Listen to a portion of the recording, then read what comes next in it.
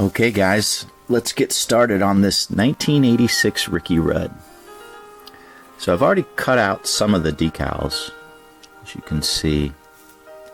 I'm working on this donor car. It's a Hasbro 2001, but then it says it's a 1983 Ford Thunderbird. Okay, made in China, of course.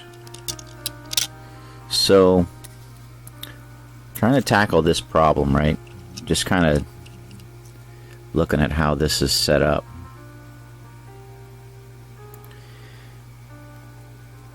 You can see it's not the best fit. Not too concerned about the back here. I'm really more concerned about this front and the white, right? So you can see right there, I've got a pretty big overhang. A lot of red showing through there, so that's not a good fit. If I go too low, then obviously it's off of the car. And yeah, so I'm gonna have to pre-paint white up here in that area. Now for like step by step, I'm looking at this. And these are a real pain to do, to be honest, guys, with the border. So I'm gonna have to cut that out. And so what I'm looking at is, I think I'm gonna put this piece in first, and then we'll bump these up against here and across this front. One of my concerns with this front is, you can see how, I mean, it's not real flat across the front. So I may have to break this up, lay them in pieces.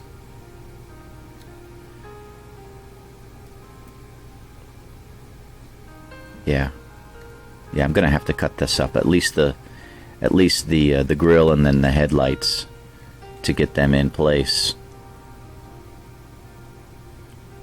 And I can do that, I think, after I put this piece in place. Here on the back, it doesn't look to be too difficult.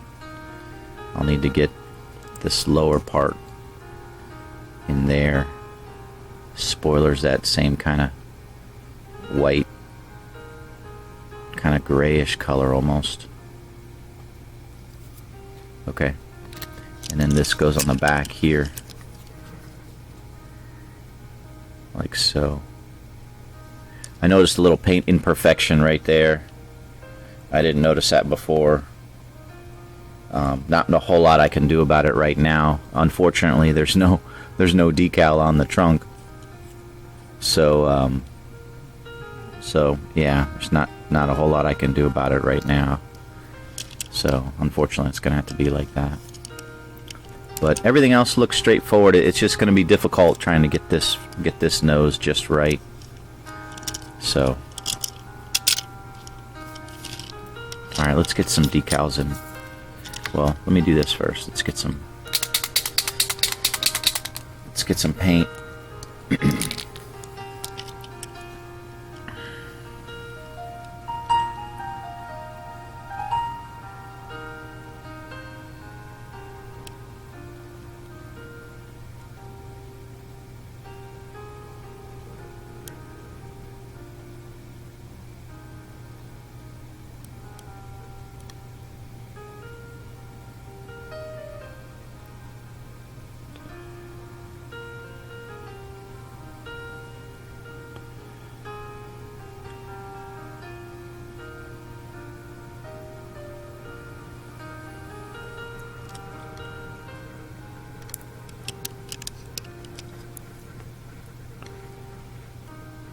I don't really like pre-painting white, guys. I'll be honest with you, it's hard to match.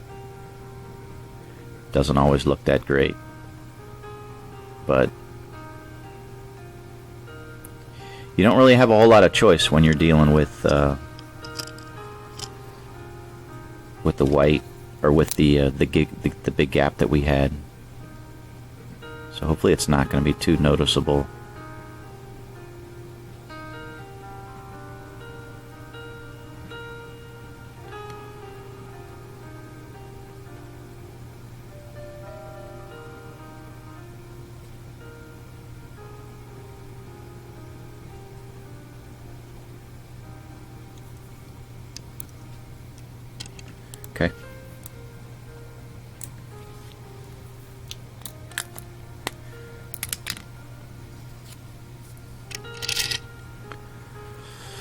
Okay, so what I'm going to do here is I'm going to cut this.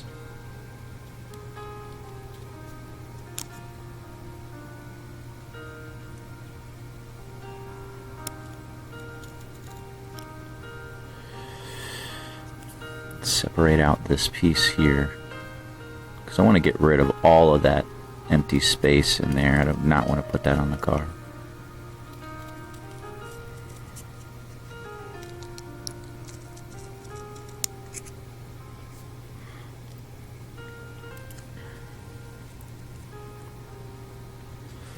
And actually, I don't. Those hood pins don't line up at all. And that's just going to be too flimsy. There's no way. I'm just going to cut that out. Gonna have to do this in many pieces, unfortunately. You know, it's funny when I was looking at the request, Isaac, and I'm looking at the decal sheets, and I'm like, oh dear, this is not going to be your easy one. Like that Kodiak there, just pretty straightforward. It's funny just how sometimes these designs can be complicated. Sometimes they're a piece of cake.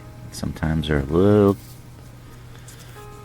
bit of a challenge, but you know, we don't mind challenges.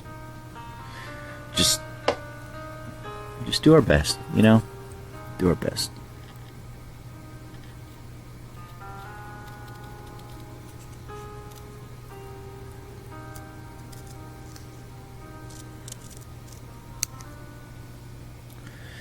Yeah, I don't want any of that empty space there if we can help it. Alright, so let's cut right along here.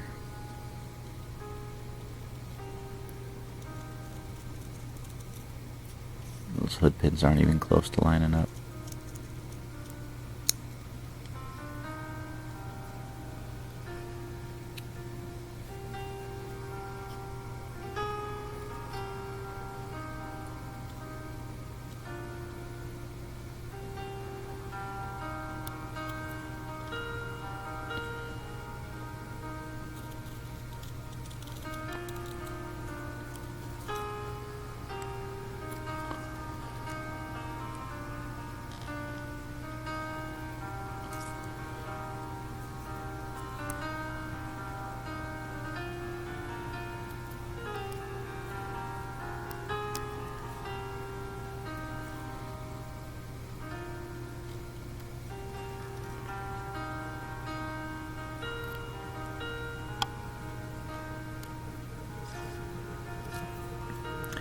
Alright, so let's get this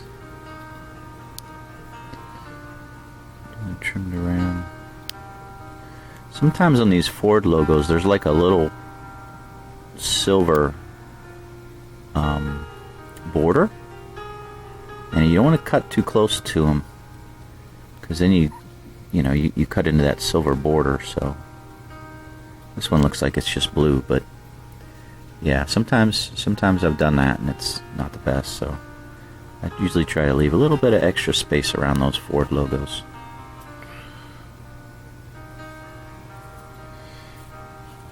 Okay, I don't need this stuff.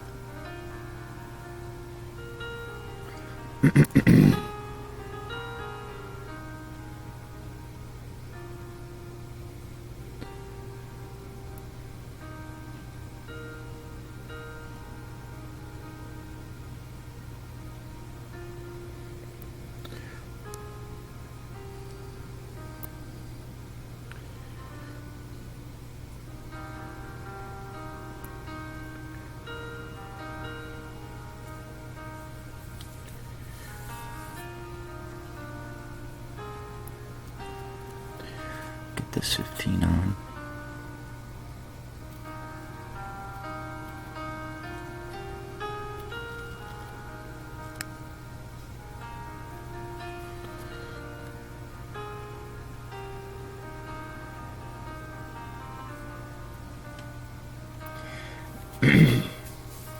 So let me show you this 87.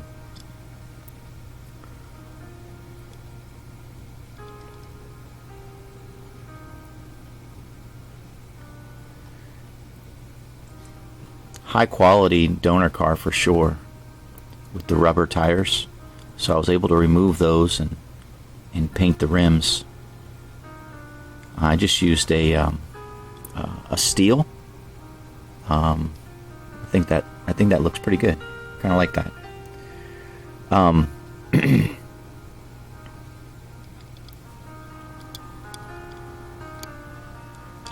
haven't put any sealer on it yet. You know, the nose is extended a little bit, so when putting this decal in, it would have been nice if it, you know, maybe it wasn't so extended out.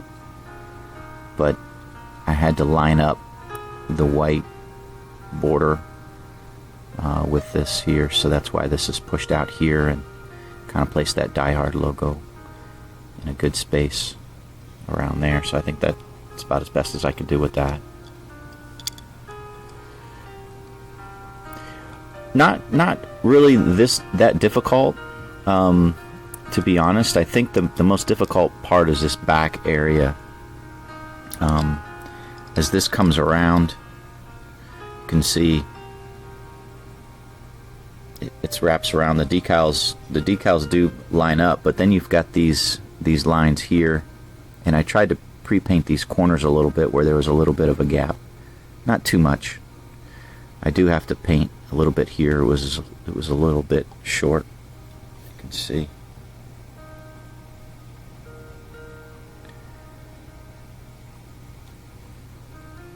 But the spoilers are always fun when you have to, you know, use decals.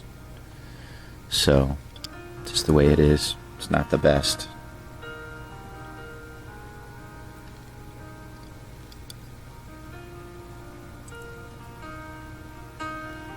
This was last night's job.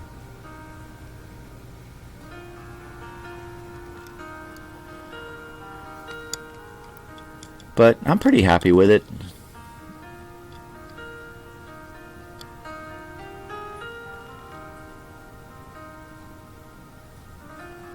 Pretty happy with it. This is just about ready for some X22.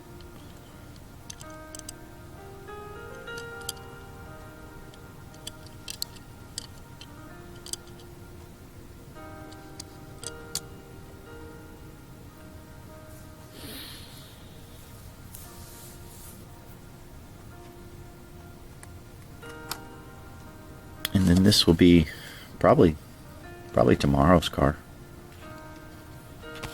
We shall see.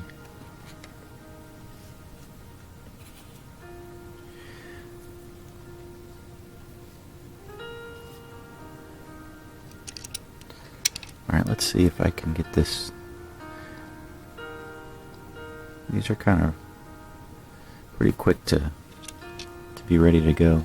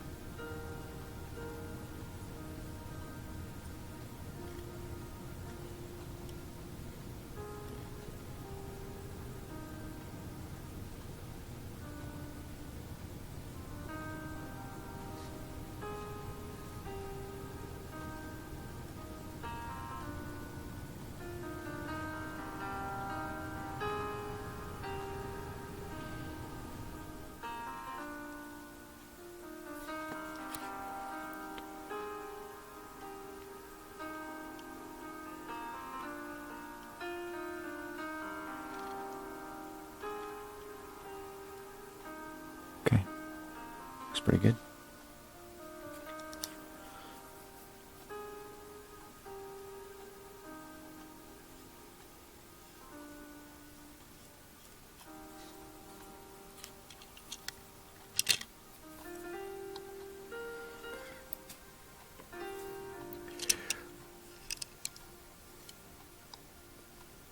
Start up top here.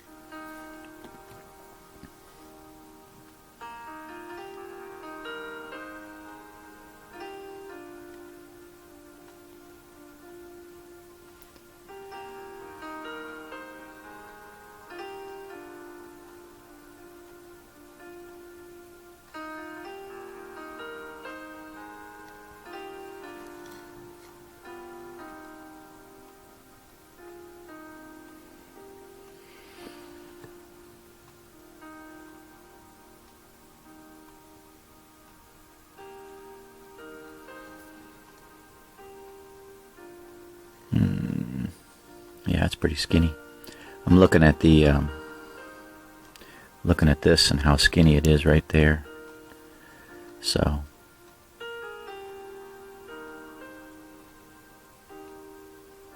bring this out.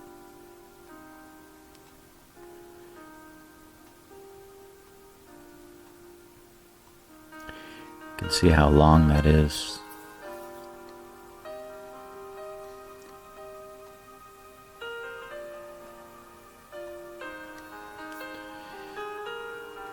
Gonna have to get some micro sole there.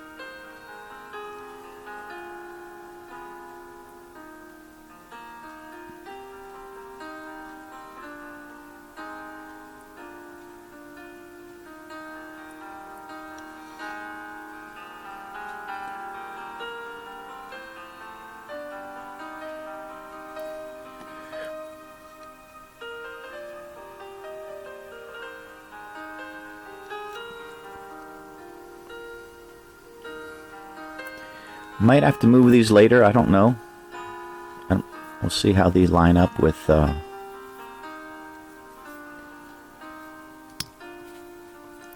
these side pieces.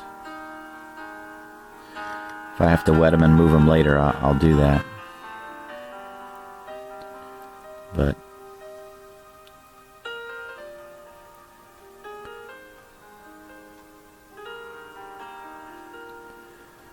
we'll set them up now and we'll see what happens.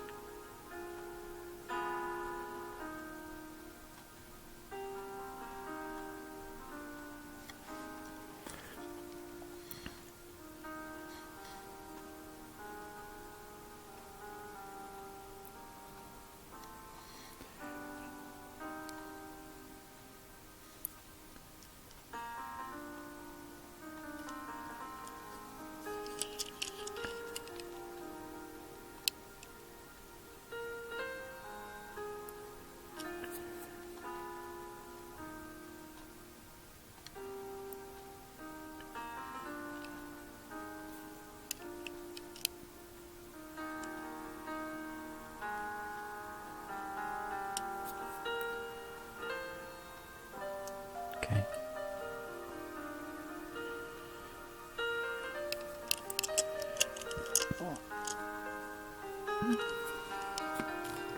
Looks like I lost just that little tiny tip there. Broke off.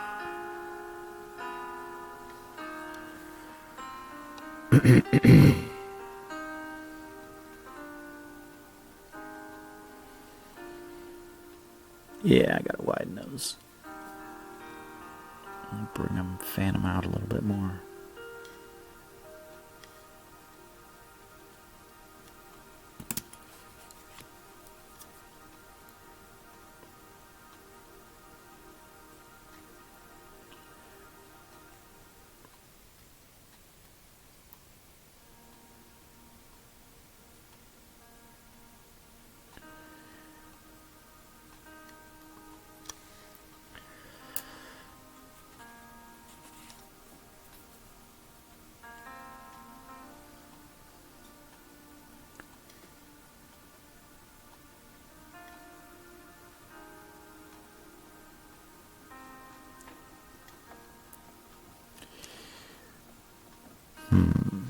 Yeah, I think I need to bring these out.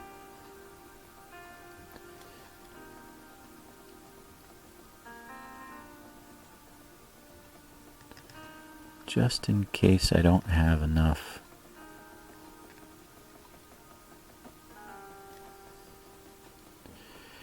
I think I got this one stuck in there pretty good though.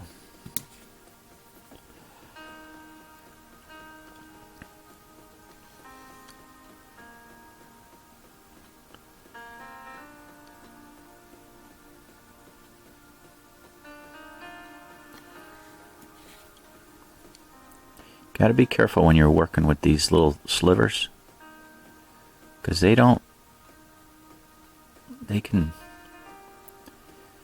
can break easily, tear easily, and then you got, just more work on your hands. So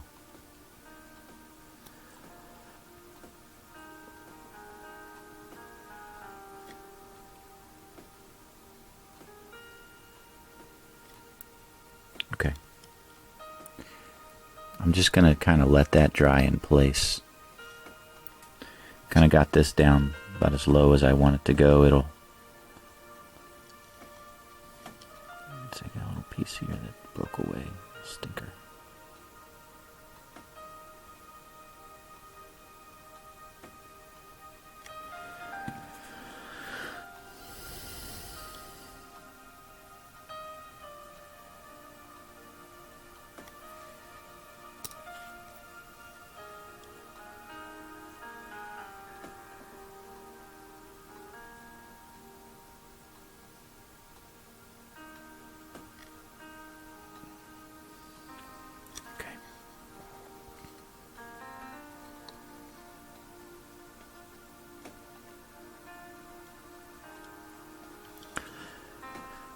I left enough room for this. It's going to be tight.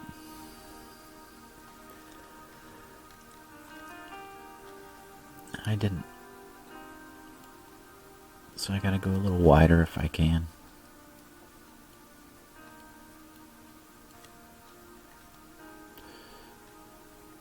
Actually, that is so close.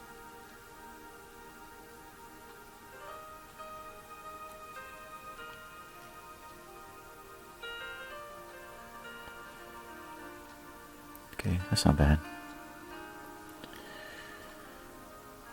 Wow.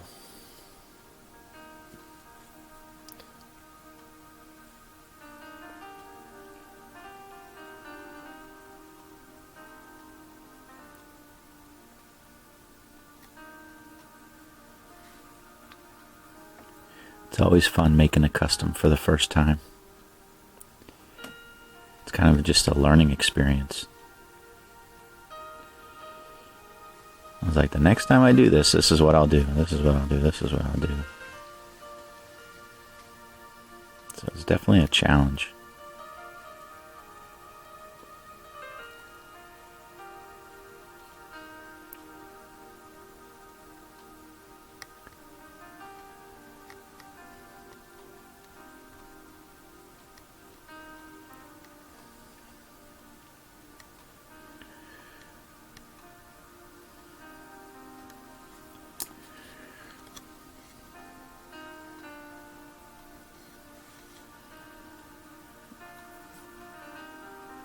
Try to squeeze that between those hood pins.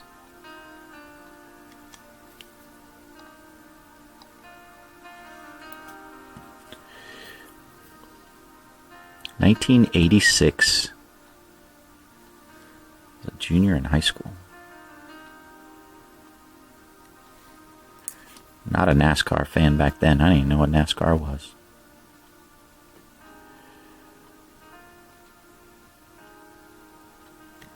That's pretty good. All right, it's underway. It's underway, Isaac.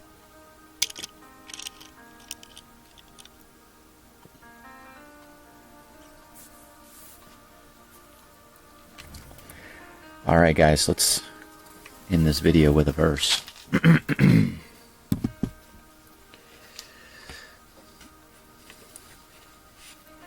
And incredibly important chapter, Isaiah 53. And one of the most important verses in there is verse 6. So Isaiah 53, talking about the Messiah that is to come and what he's like and what he's going to do. Just so much truth there in Isaiah 53. But verse 6 talks about our way versus God's way. Verse number 30. All we like sheep have gone astray. We have turned every one to his own way, and the Lord hath laid on him the iniquity of us all. This is really the gospel message in an Old Testament verse, all wrapped in one. Basically, we, human beings, are like sheep. We have gone astray. Sheep wander. They'll just walk away, go their own path. They're very stupid animals. They need a shepherd to lead them, guide them, protect them. And sometimes they just are stubborn and they just go their own way. And this verse compares us to them. We're like that. I know I'm like that. We have turned everyone to his own way. You know, where we think we know what's best. We know what's truth. We know what's right. And in spite of all that, not doing things God's way, not looking to him for truth, it says that the Lord, that's God, hath laid on him, which is the Messiah, Jesus, the iniquity of us all. So even though we're the ones who have gone astray, we have turned to our own way where we think we know best. That disobedience, that sin, the punishment for that sin was laid on Christ. And he took it. He took it for us. What a wonderful Savior he is. And I pray that you guys know him. Yeah, Isaiah 53:6. What a terrific verse. It's a humbling verse. But hope this is a blessing to you guys. And you guys have a wonderful, wonderful day. And we'll talk to you in the next video. God bless.